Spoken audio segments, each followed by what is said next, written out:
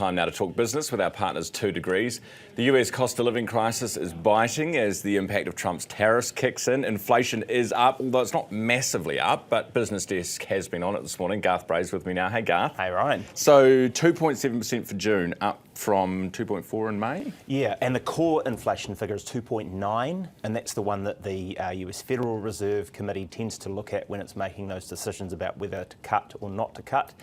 We're starting to see some of that tariff impact float through, toys, stuff that gets imported, that kind of thing. But on the other side, there's less travel into the US. People just aren't flying. I mean, I was talking to someone who said that they went to drop their kid off for a flight to LA the other day for some sort of school trip, and no queues. Crickets, yeah. And the same internally, the numbers of car purchases, new and used, are down because their economies and, some people are feeling the pinch of that cost of living. So a little bit of counter pressure there, but still enough to sort of suggest that, it's trending towards a no lift, or no cut rather, in their interest rates. Which Trump will love.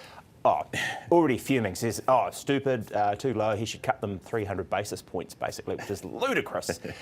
Except when you consider that apparently there is now a formal process underway. We've had confirmation from Besant, the Treasury Secretary, in the last couple of hours. There's a formal process now underway to pick the next Fed chair. And he's already saying, by the way, buddy, when you step down in May, I think it is, next year, you should also leave the board. That's the convention. We don't want you hanging around, pretty much. So the pressure is really coming on the officials that make the decisions to make the call that the White House wants, and yet the numbers are suggesting it's the other way. And this undermines the whole point of the Fed, which is independent from the executive. Yeah. And by the way, Trump doesn't want more inflation. It's going to be terrible for him. But it's handy to have someone to blame for it, isn't it? Exactly. It's tricky once you've got your pick. In the meantime, banks are making out like gangsters over there. They've made, I think JP Morgan reported about a 25 billion earnings for the second quarter. I think Wells Fargo was about 9.25 billion. So they're doing really well.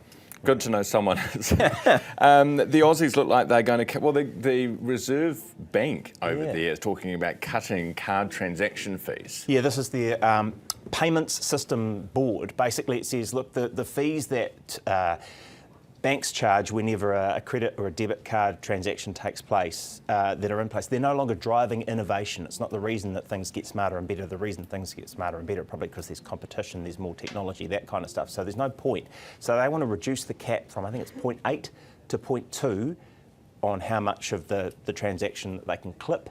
And they're looking at this. We're looking at this here as well. The Commerce Commission, actually, we're expecting to hear about that tomorrow, was the prediction that they were going to make their determination. And they're also looking at reducing that cap, despite some intense lobbying, it has to be, from the payments industry, your MasterCards, your Visas, and the banks, who all say, this is going to be the end of the world. You'll have German tourists and Japanese tourists turning up here, getting the transaction declined because the fee isn't enough to cover the whole payments actual cost. Well, and all the other stuff they build into it, like fraud protection and other kinds of things. Yeah. So they're saying globally this is going to if everybody did this, it'd cut about $600 million a year worth of tourist transactions out of the mix. So they've put some heavy lobbying on, but it looks like Reserve Bank of Australia and probably our own regulators are going to reduce these fees. Interesting, the Aussies are also going to scrap the merchant surcharge, the bit that you get stung when someone wants to use your card in your store.